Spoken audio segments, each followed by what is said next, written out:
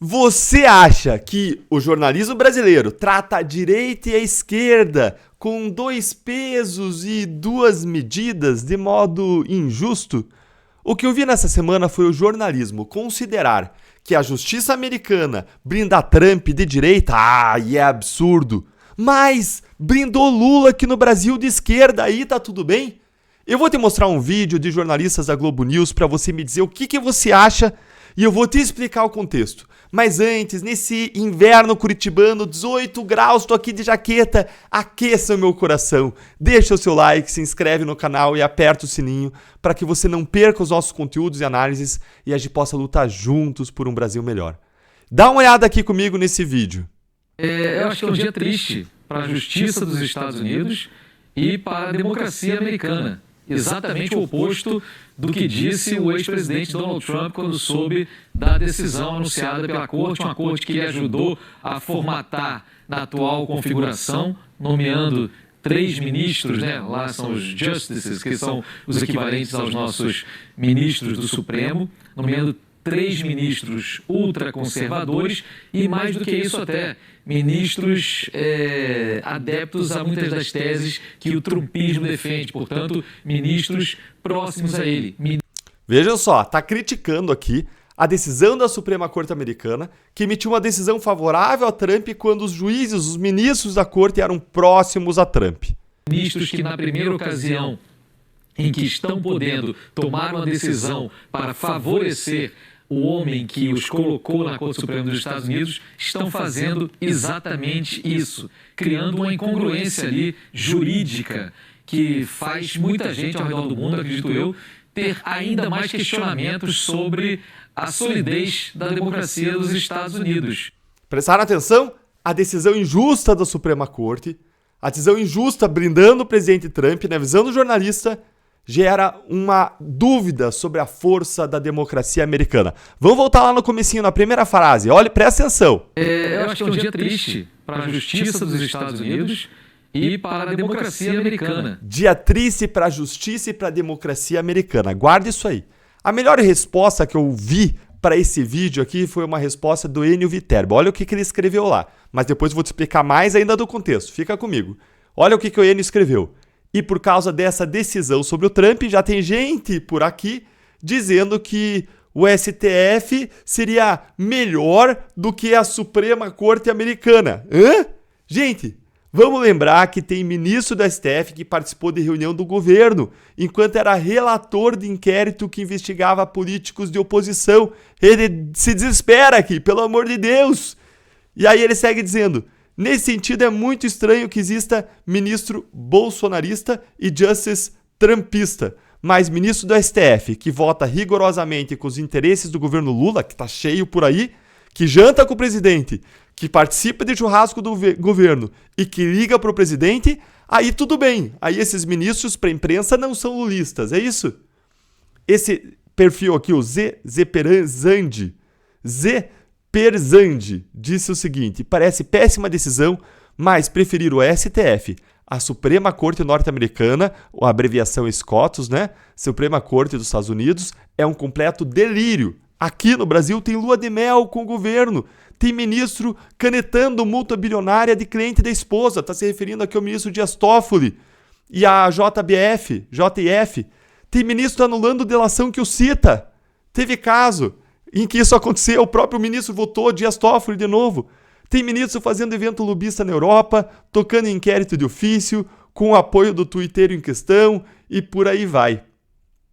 E ainda tem outra continuação aqui da conversa do Enio com o Zeperzandi, em que o Zeperzandi falou: nos Estados Unidos essa decisão é escandalosa. Aqui seria apenas mais uma segunda-feira. Uma segunda-feira que terminaria com longos comentários de analistas políticos normalizando a atuação do judiciário dentro desse judiciarismo de coalizão.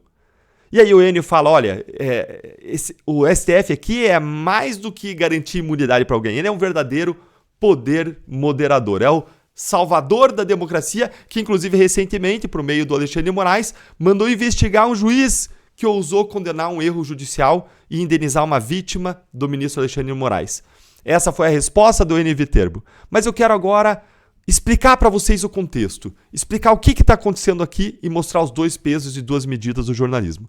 Na última segunda-feira, agora dia 1º de julho, a Suprema Corte dos Estados Unidos da América publicou uma decisão polêmica. Por 6 votos contra 3, se decidiu que o presidente dos Estados Unidos ele tem imunidade absoluta em relação a atos oficiais praticados no exercício dos seus poderes constitucionais.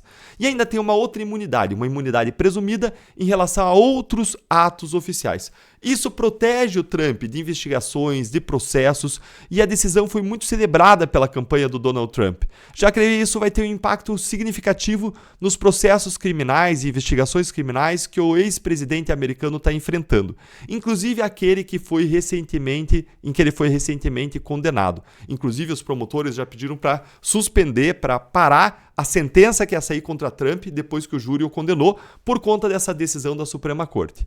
O Trump está enfrentando, por exemplo, acusações de que ele tentou interferir no resultado das eleições presidenciais de 2020 e de que ele incitou a invasão do Capitólio em 6 de janeiro de 2021.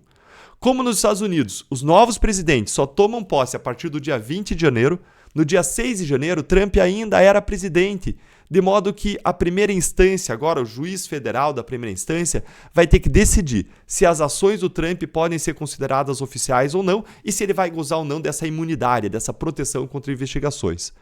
Caso a resposta seja afirmativa, ou seja, que ele tem proteção, o Trump não vai poder sequer ser acusado ou condenado por essas ações, que agora vão estar cobertas pela imunidade, conforme decidiu a Suprema Corte. Independente de como os tribunais da primeira instância decidirão, se a favor ou contra o Trump, é quase certo que nenhum desses processos vai ser julgado até as eleições de novembro deste ano, em que o Trump segue como favorito para ganhar, segundo as pesquisas mais recentes. O favoritismo do Trump só aumentou depois da performance desastrosa de quem? Do Biden, do presidente democrata, no debate da CNN da semana passada. Vocês acompanharam? Vocês viram? Ele pareceu lento, incoerente, embaralhado com as palavras, com uma aparência senil e sonolenta. O desespero entre os democratas foi grande e agora a esquerda já fala abertamente em substituir o Biden como candidato democrata à presidência dos Estados Unidos. O jornal New York Times, que é um jornal progressista até a medula, chegou a pedir expressamente em um seu editorial que o Biden deixe a disputa e que os democratas substituam ele como candidato à presidência por um candidato mais jovem. Aqui no Brasil, a imprensa ficou preocupada não só com a horrorosa participação do Biden no debate, mas também com a decisão da Suprema Corte, que agora reconheceu a imunidade judicial aos presidentes americanos, o que beneficia não só o Trump, é claro, mas também o Biden e outros presidentes no futuro. Como a gente viu, um jornalista da Globo agora, em tom de derrota, disse que a decisão da Suprema Corte foi um dia triste para a justiça dos Estados Unidos e cria uma incongruência jurídica que faz muita gente ao redor do mundo questionar a solidez da democracia americana. Gente, pode até ser verdade. E a minha crítica aqui não é exatamente para o jornalista em questão. Vamos dizer que seja ruim mesmo a imunidade para o presidente. Mas se isso é ruim para a Suprema Corte dos Estados Unidos fazer, se é errado a Suprema Corte americana blindar um presidente de acusações criminais, o que vamos dizer então do nosso Supremo Tribunal Federal? Como não fazer o paralelo? O nosso STF, em uma manobra política esdrúxula, anulou todas as condenações e processos contra o Lula, permitiu a volta do Lula ao cenário político, permitiu a eleição do Lula e ainda se gabaram que foram eles que permitiram que ele se tornasse presidente. Vamos lembrar que uma das críticas feitas é de que o Trump nomeou ministros da Suprema Corte que agora decidem ao seu favor. Mas espera aí, o STF que livrou Lula, ele tinha lá vários ministros nomeados pelo próprio Lula e pela Dilma. Por que então a análise da grande imprensa não foi a mesma pro Lula? Por que aquilo que vale pro Trump de direita não vale pro Lula de esquerda? Me diz o que você acha aí nos comentários.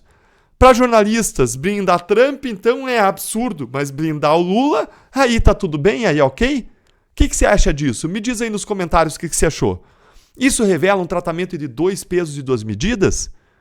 Quando é o presidente de direita americano, aí é um absurdo, aí mina a democracia. Mas quando é o presidente de esquerda brasileiro, aí tudo bem. Aí é a vitória da democracia, do bloco democrático? É a democracia inabalada? Pior do que isso, não só Lula foi blindado, mas uma série de outros políticos e empresários comprovadamente corruptos, com condenações nas costas para comprovar seus crimes. Sérgio Cabral, Eduardo Cunha, João Vacari, André Vargas, José Dirceu, Marcelo Debrecht, João Santana e dezenas de outros, para falar só de alguns aqui de topo da memória. E várias pessoas acusadas por corrupção que ainda também não tinham sido condenadas, como Beto Richa. O que isso diz sobre o estado da nossa justiça? E o que isso diz sobre a solidez da nossa democracia? Essa é a pergunta que está aí no ar para os jornalistas responderem. O que isso diz sobre nós como sociedade e para onde nós vamos como país? Nessa semana eu publiquei um artigo sobre tudo isso na rede OCP de comunicação, onde vocês também vão poder conferir as análises minhas e de outros colunistas. E não esquece de curtir, de compartilhar e de deixar o seu comentário. Diz aí para mim, para você, existem 2 pesos e 2 medidas quando jornalistas tratam da esquerda e da direita aqui no Brasil?